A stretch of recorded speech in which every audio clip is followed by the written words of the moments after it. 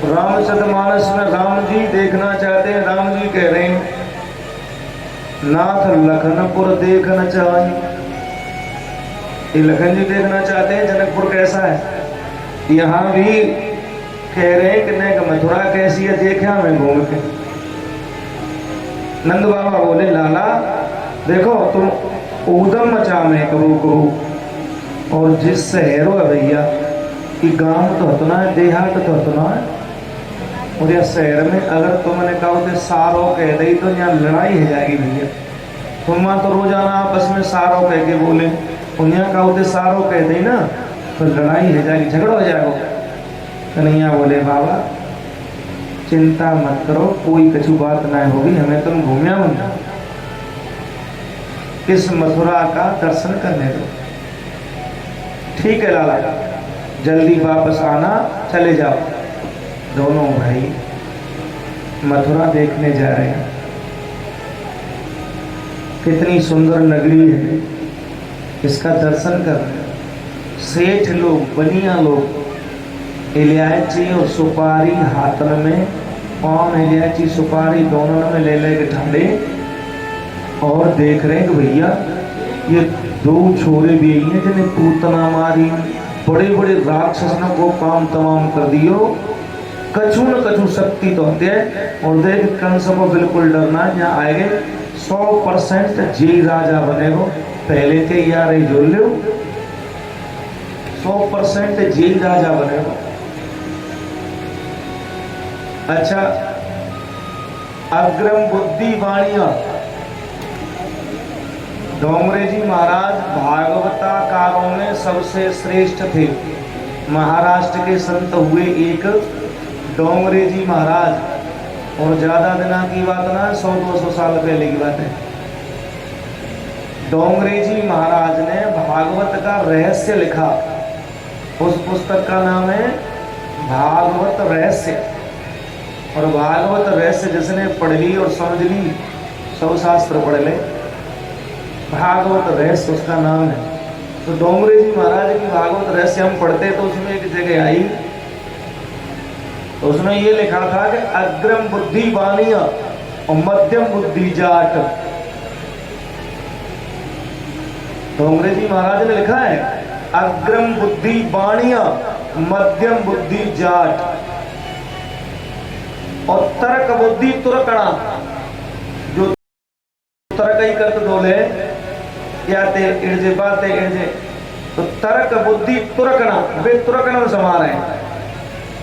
तर्क बुद्धि तुरकना और वामन भगवान के काज लेगी तो वामन चौपट पाठ।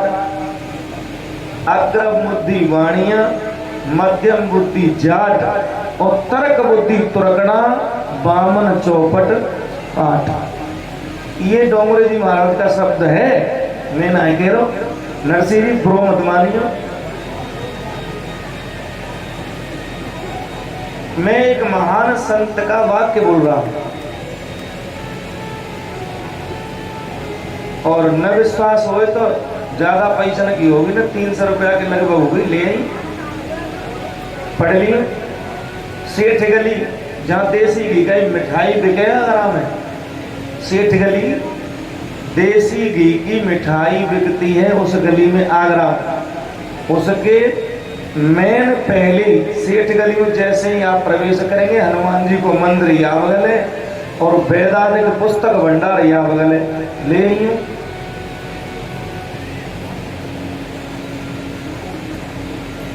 तो सेठ लोग पहले ही विचार कर रहे हैं अग्रम बुद्धि की नहीं। अग्रम बुद्धि है बुद्धि से बहुत विचार करके काम करते हैं। वो झगड़ो है जाए बाजार में झगड़ो है जाए बाजार में कहो बनिया थे तुम्हारो सेठ थे और भाई ऐसी लगे कि भाई लाला 21 रुपए को तो कम से कम 20 किलो के बांट पे हाथ डाले हो 20 किलो के बांटे उठाए भी कोशिश करेगा। अगर तो लड़ना तो किलो 2 किलो धरिए तेज और दे मारे। हाँ 20 किलो उठावे वो न उठे न दो। तो बहुत ही हर समय बुद्धि से प्रयोग करने वाला अग्रम बुद्धि वाले यहाँ भगवान कृष्ण से मेल कर रहे हैं।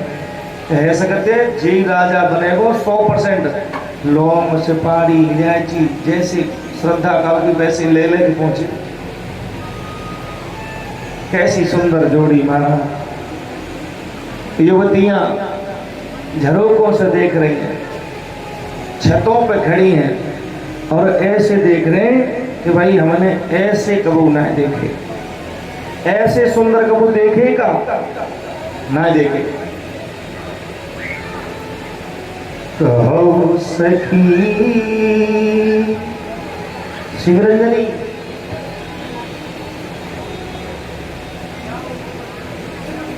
शिवरंजनी राग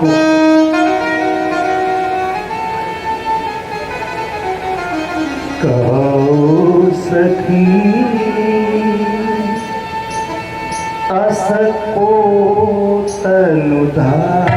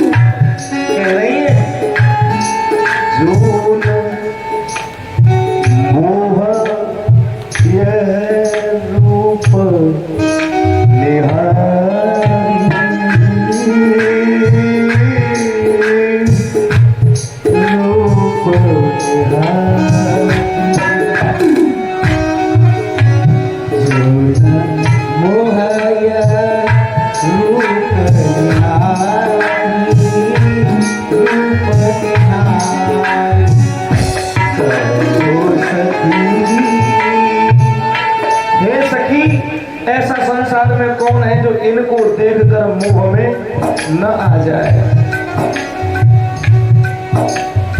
कहो सखी असल को तनुधारी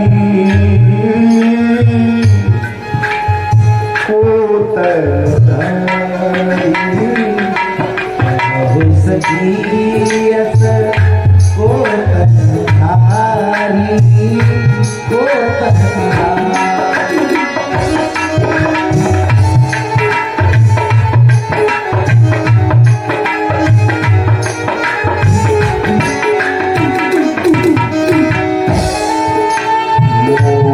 पंख सिर सोहतनी के भैया सोहतनी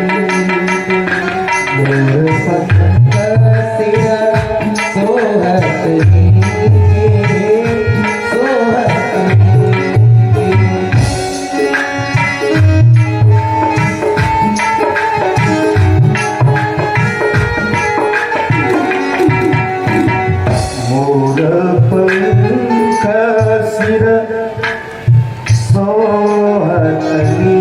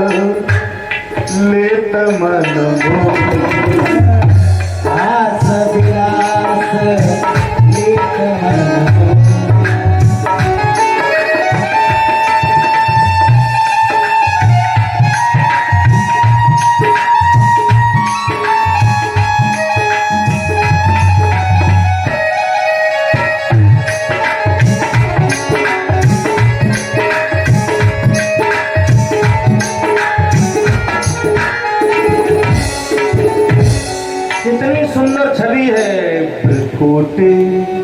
आहा, कैसी भ्रकुटी है? विकट भ्रकुटी कच घूंगर बारे भैया, घूंगर बारे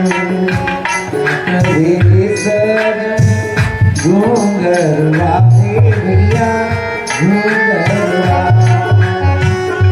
विकट भ्रकुटी कच घूंगर बारे, घूंगर बारे भैया, घूंगर बारे, घूंगर बारे भैया, घूंगर बारे।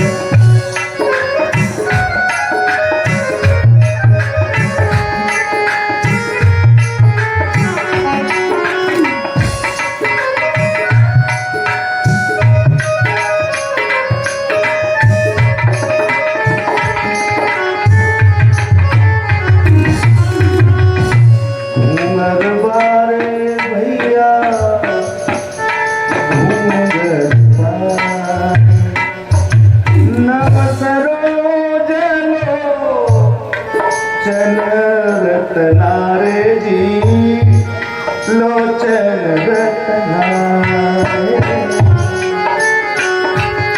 लोचनी रतनारे, लोचन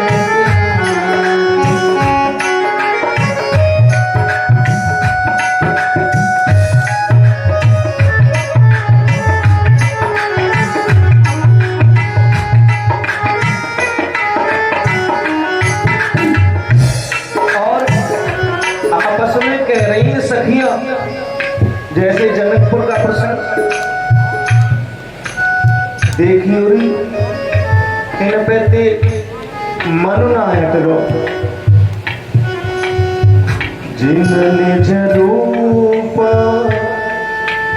मोहिनी डारी, मोहिनी डारी निज रूप मोहनी डारी, मोहनी डारी मोहे सकल नगर नर नारी भैया, नगर नर नारी मोहे सकल नगर नर नारी, नगर नर नारी, नगर नर नारी, नगर नर।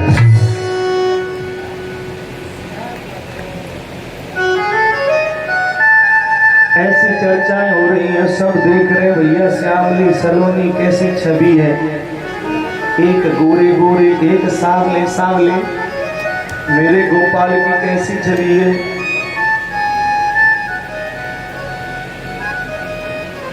बैजंती माला पहने हुए हैं श्याम सुंदर,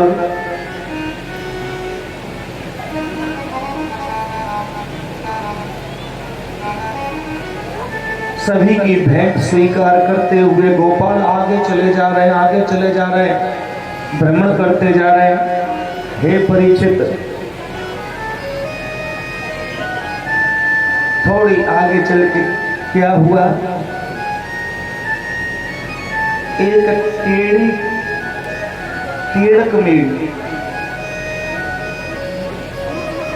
जिसका शरीर बिल्कुल झुका हुआ है, जिसे कहते हैं कुब्जा, टेढ़ा शरीर है जिसका, कुरूप शरीर है, अपने कटोरा में पात्र में चंदन लेके जा रही है कंस के दरबार में। रास्ते में कन्हैया आते, नेक टचे रह गए, नेक टकराए और ऐसे घूमी, कृष्ण भी घूमे, थोड़ी दूरी, ज्यादा दूरी नहीं है, और कृष्ण ने कहा सुंदरी, अरे वो सुंदरी। कुब्जा ने जब ये शब्द सुना तो मुझसे सुंदरी कहने वाले ये कौन है, आज तक इस शब्द से मुझे किसी उस बेचारे कुरूपा कुब्जा से कौन सुंदरी कहने वाला था, मगर मेरे गोविंद न छोटा मानते हैं न बड़ा मानते हैं। भगवान के यहाँ कोई छोटा है न बड़ा है, अमीर है न गरीब है, वो समदर्शी है। कुब्जा ने जैसे ही सुना, चंदन का कटोरा लेकर के पास में आ गई और ठाकुर जी को तिलक लगाया, चंदन लगाया। छवि को निहार रही है। कुब्जा का मन नहीं करता और ऐसा लगता है कि मैं इन्हीं को चंदन लगाती रहूं, इनकी सेवा करती रहूं। मेरे गोपाल अंतर्यामी है, उसके सुंदर हृदय को जानते हैं कि बिना छल कपट वाली ये कुब्जा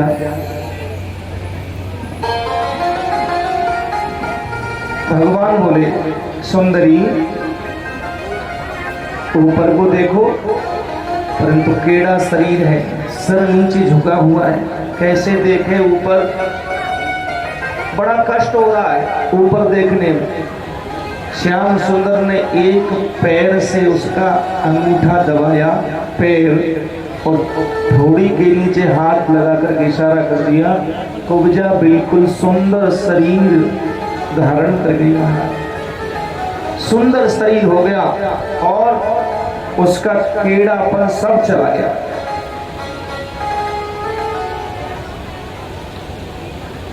राधे, हमारे मामा श्री आए नागर से भैया,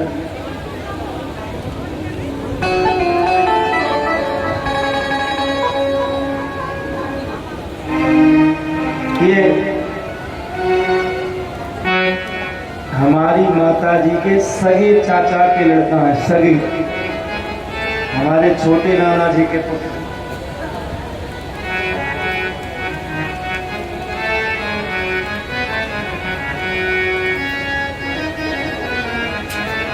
कुब्जा अति प्रसन्न है।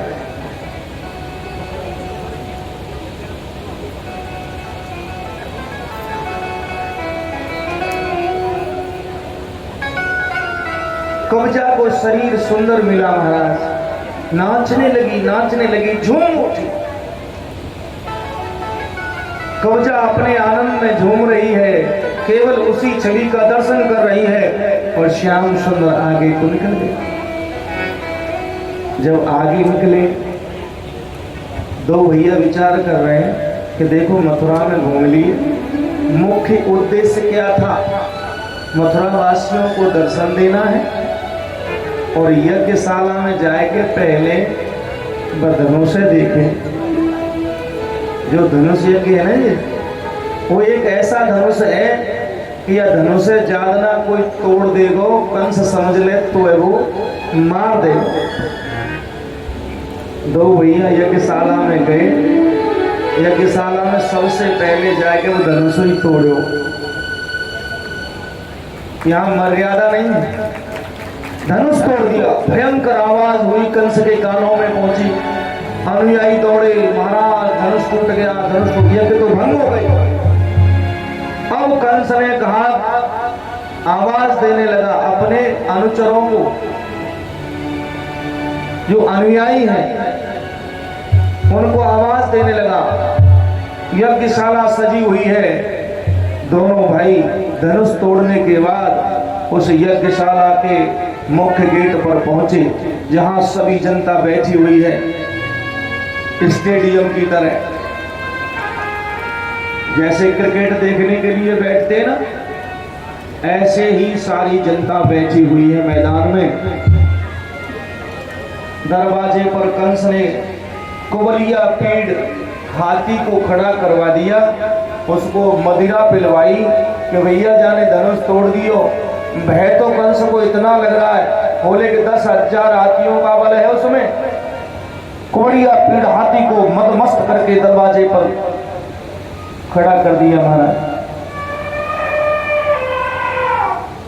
भगवान कन्हैया ने, दो बात आती है पुराणों में, एक पुराण में आती है कि हाथी ने भी भगवान को नमस्कार किया और वापस हो गया। एक में आती है कि भगवान ने हाथी को तुरंत ही मार डाला और दांत उखाड़ के कंधा पर डाले। ऐसे शोभित हो रहे दोनों कंधाओं पे एक एक दांत दोनों भाइयों के हाथ में लगा हुआ है और ऐसे समझ लो जो कोई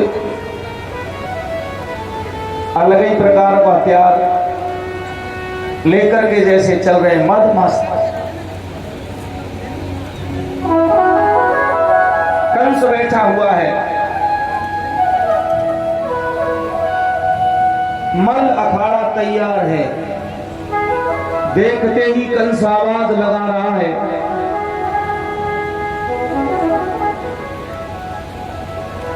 कंस को इतना भय लग रहा है।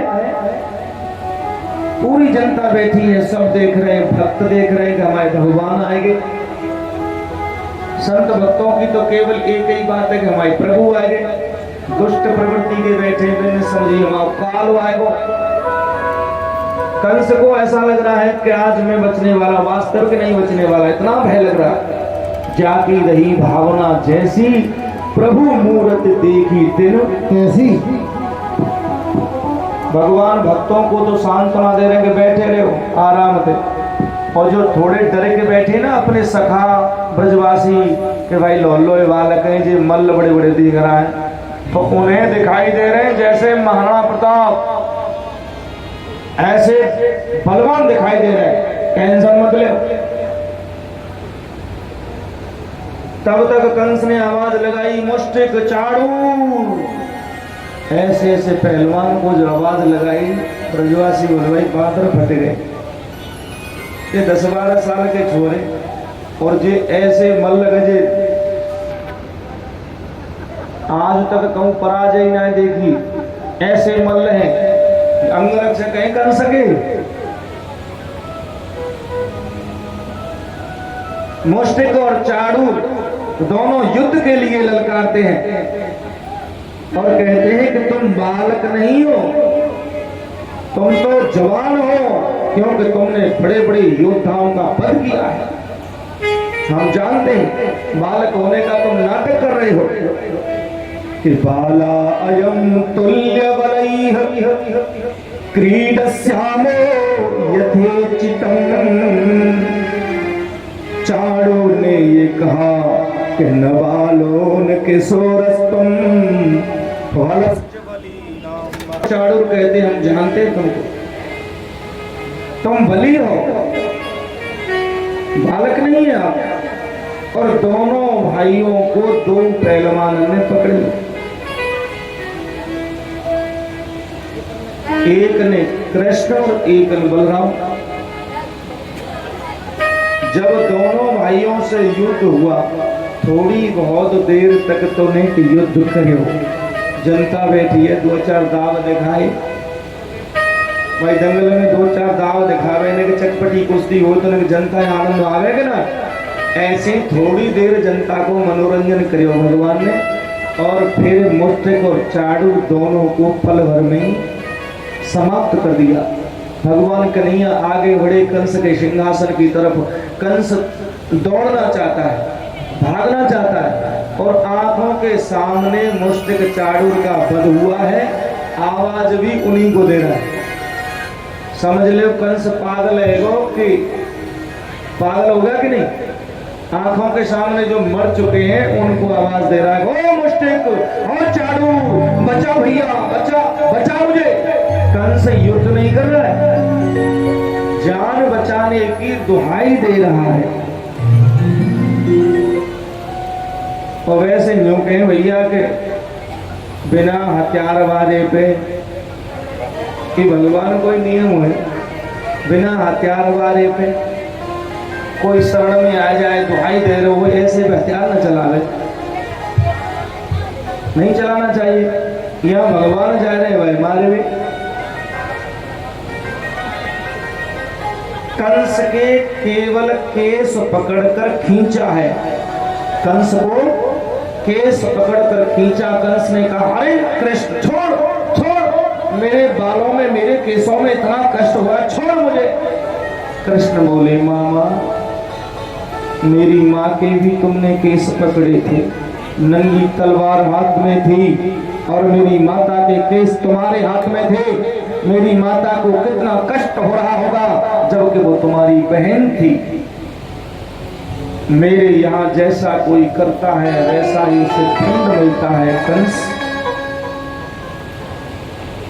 आज तुझे पता चला है कि बाल खींचने, केस खींचने में कितना दर्द होता, कष्ट होता है।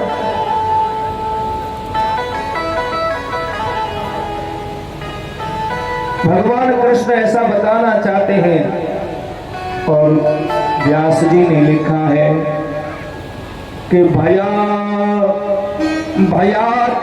तत्पाहता कंस, भय के कारण ही कंस को बाल पकड़कर पछाड़ने का तो केवल बहाना है, परंतु भय के कारण ही कंस के प्राण निकल गए। भयात कंस, भय के कारण ही इतना भय है, भयभीत है कंस, और भय के मारे हार्ट अटैक है वो मान लो,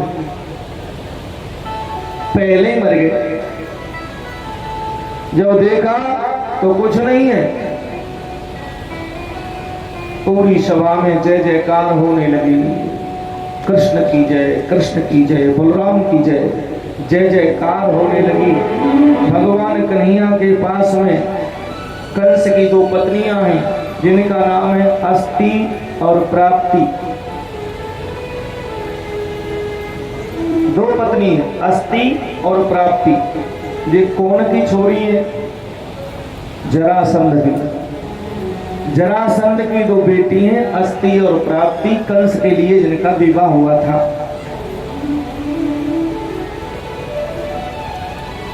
दोनों पत्नियां आकर के और कृष्ण के पास बैठ गई, रोने लगी, तुमने हमारे पति देव मार दिए। और भांजे राजा कह रहे, गंगा कसम खा रहे, माई हमने ना मारे, मैंने नहीं मारा। और बात बिल्कुल सही है, राम ना किसी को मारते और राम गया के धाम, अपने अपने आप मर जावते, कर कर खोटे।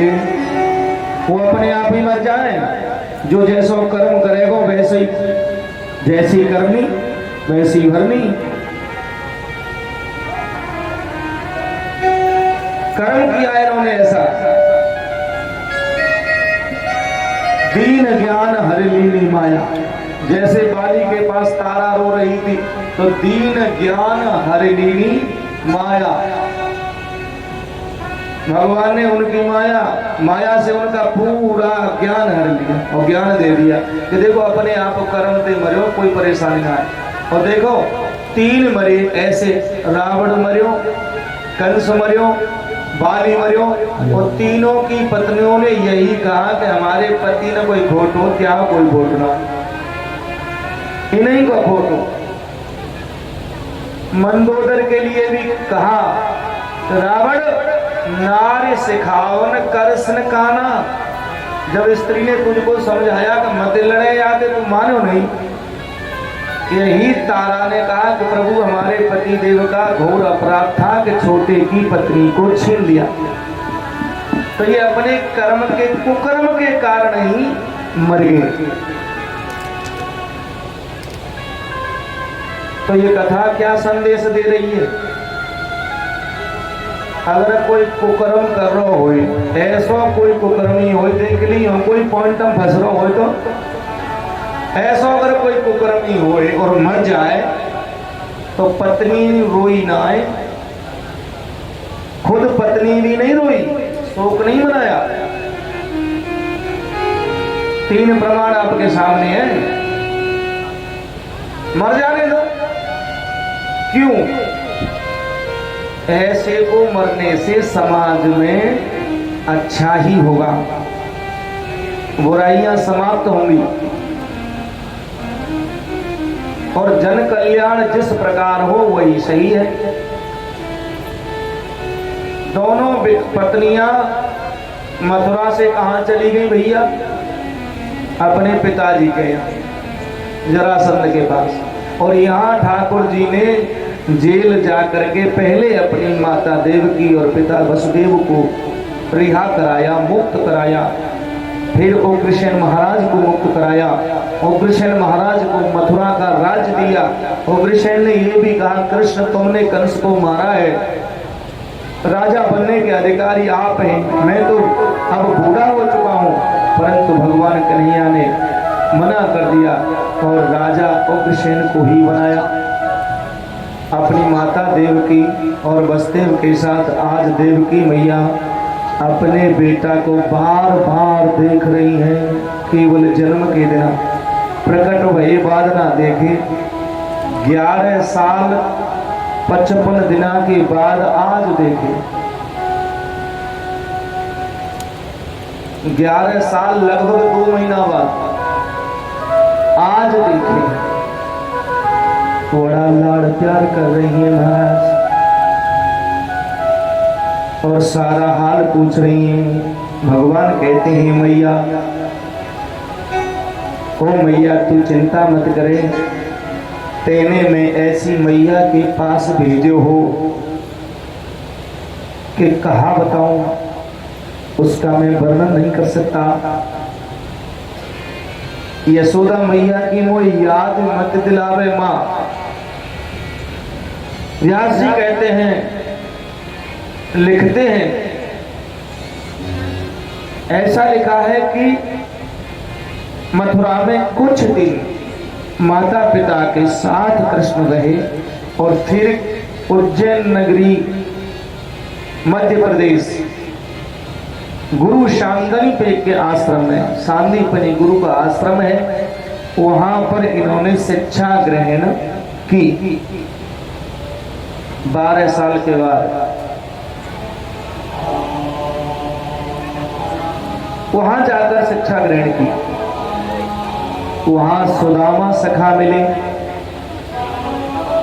और अपनी शिक्षा पूर्ण करने के बाद सांदीपनि आश्रम से जब कृष्ण और बलराम अपने गुरु को शांत करके, गुरु माता को भी शांत करके, उनकी दक्षिणा देकर और जब मथुरा वापस आए तो मथुरा में आकर कृष्ण बैठे हैं अपने कमरा में, अपने महल में। और क्या देखा है, माता देवकी भोजन का थार लेके आई और बोली, 3 दिन है गए बेटा, लाला कृष्ण कन्हैया तो 3 दिन है गए लाला, तेने भोजन ना करो, गुरु जी की ज्यादा याद आ रही है का? कन्हैया रो पड़े, कृष्ण रो गए, आंखों में आंसू हैं। उसी समय उद्धव आ गए और उद्धव ने आकर के कृष्ण के आंसू अपनी अंजलि में ले लिए और उद्धव ने कहा, गोपाल कृष्ण, हे माधव, हे ठाकुर, आप ये क्या कर रहे थे? क्या करने जा रहे थे आप रो रहे हैं? वो जगत पिता परब्रह्म परमात्मा ठाकुर जी ऐसी लीला कर रहे हैं, वास्तविक में मुझे बहुत याद आ रही है। और कृष्ण रोने लगे। देवकी कह रही है, भैया 3 दिन है गया, छोड़ा यहाँ आए या एक का रोटी ना खाई। उद्धव, भैया ते हाथे खाए ले तो तू ही खवाए दे। जब उद्धव ने